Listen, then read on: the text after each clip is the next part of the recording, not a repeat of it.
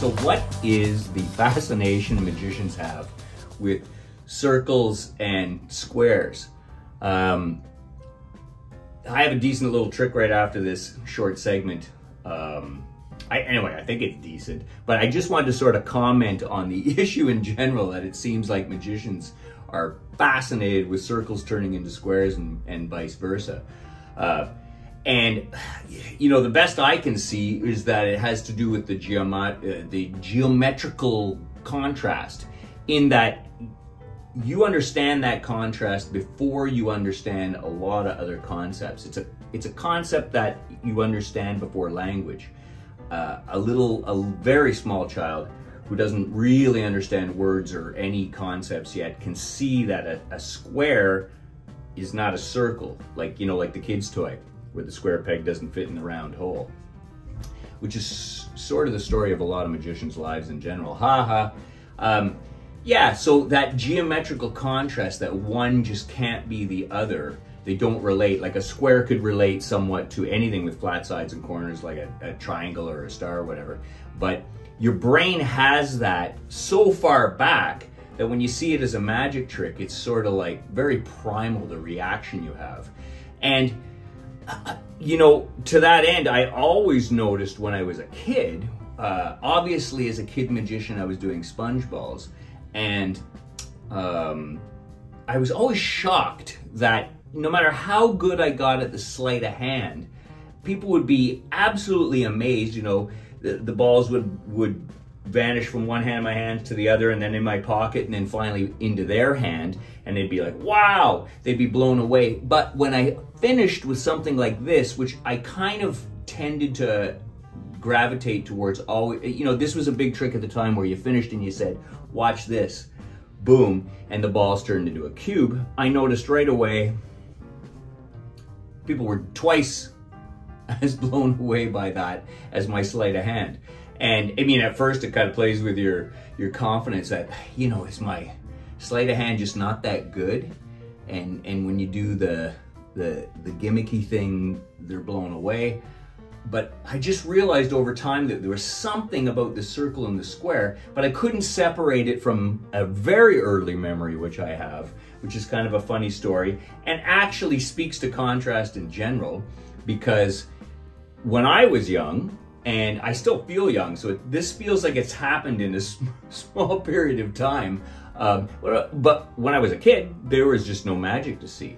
I mean, compared to now, anybody getting into magic now is like that. I mean, it's just, there's more magic to see and experience and learn, and tutorials and all these online magic shops and reviews and performances and people teaching card tricks. It's just incredible. We had some, like, you had to get a book to learn really anything.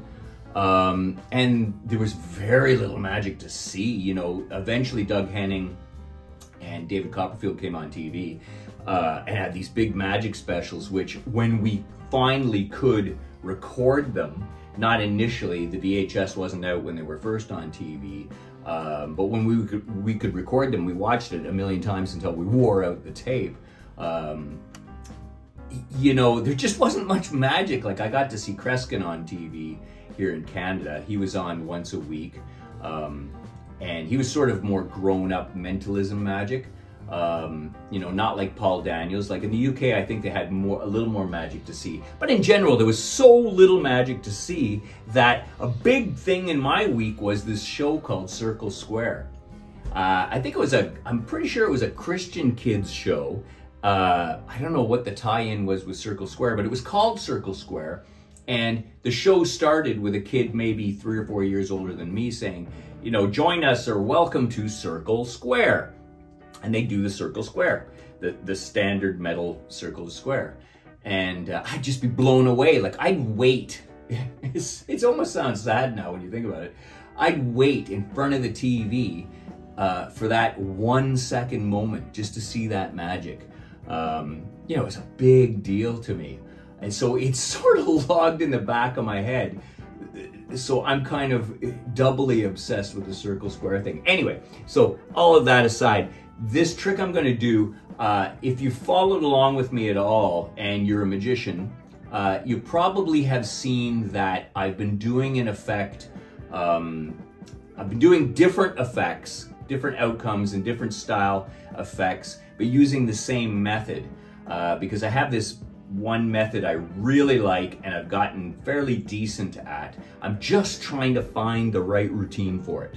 So I'm just making videos. That's kind of what I use YouTube for. I'm just making these videos to look at different versions of using this method to accomplish an effect. I'm sort of trying to find a spouse for this method. And this one is a dedication to the whole geometry and circle square thing. That was my Chihuahua. He never sounds happy.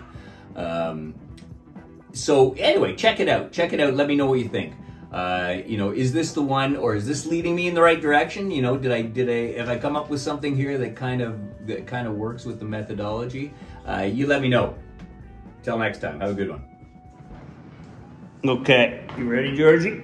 Yes, sir. Okay, I'm working on a new routine. And I'm gonna try to make, my goal is to try to make magic cooler. Okay. Like more gritty, more tough, more like, it seems kind of geeky, right? Even when I do a good trick with you, fucking cards in your shoe, you know, it's still, when you look at it back afterwards, you go, well, that was a cool trick, but it's kind of geeky. So I'm gonna get rid of the glasses, okay? No glasses. All right. And cards, right?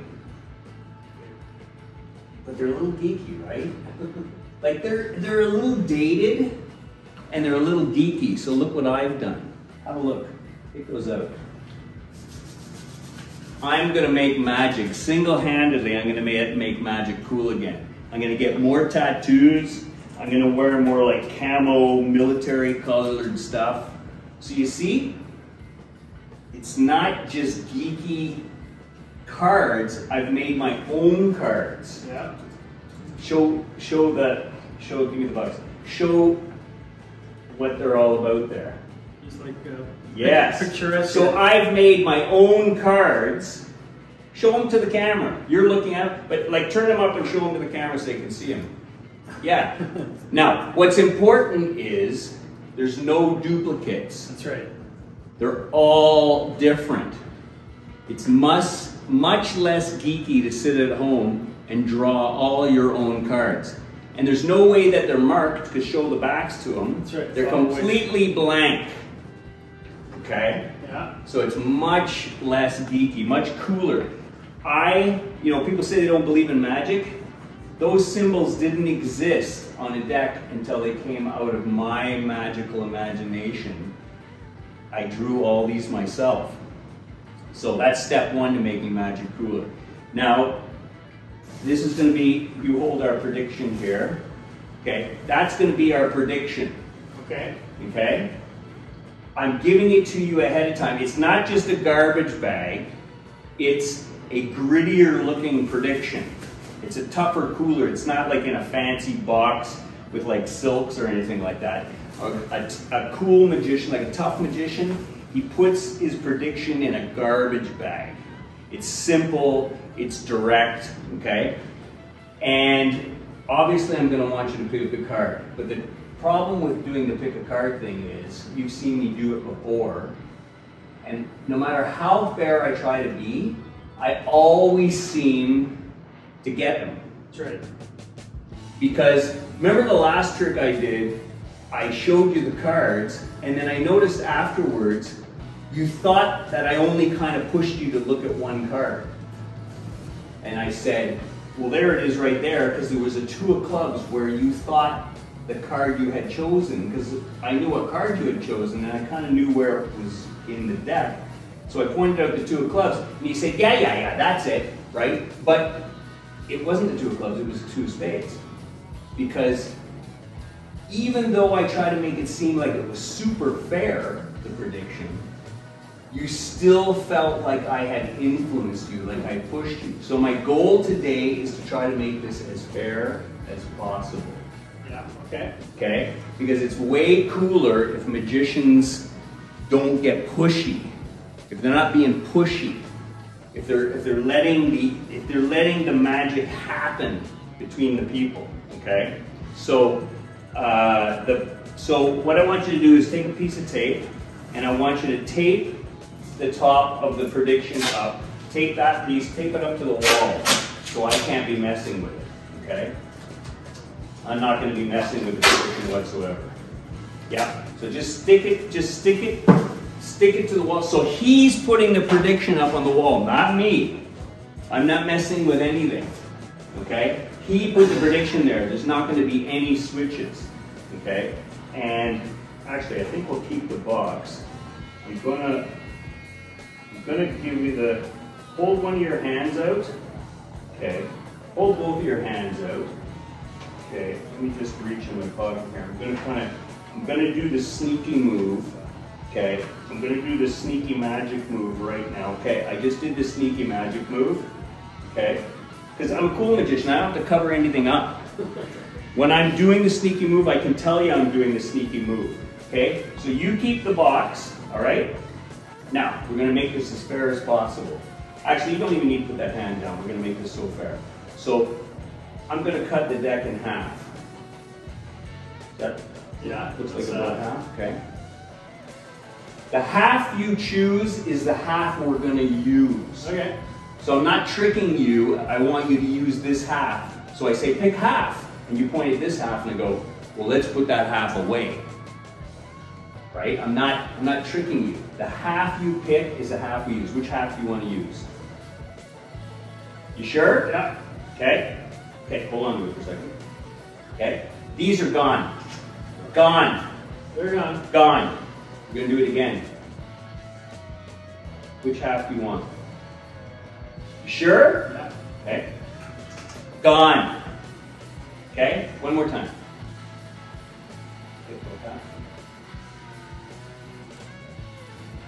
Half. Which half do you want to use? You want to change your mind? Gone. We're down to just a couple of cards here. Just a few cards. Okay? Which one do you want?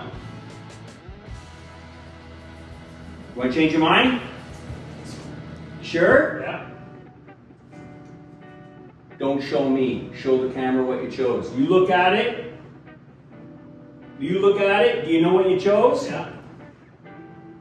Watch this. Should be like some dramatic music here or something. Drum roll. The prediction that's been taped here in a garbage bag the entire time. I'm unwrapping it for the first time. They're shapes, right? That's right. Somehow, I knew, as the newest, coolest magician on the block, that you would pick the circle. Isn't that astounding? You picked the circle. What do you think of that? Oh, that's pretty good. Show everybody. Oh, wait. Okay, wait. Magic repair. Boom. There we go. I know. It doesn't seem that believable. It seems a little tricky. Look in the box. What's in the box? Pops is pick. Hey, Pops, we'll pick the square. Thank you very much, sir. Good Oh job. my God, you did it again.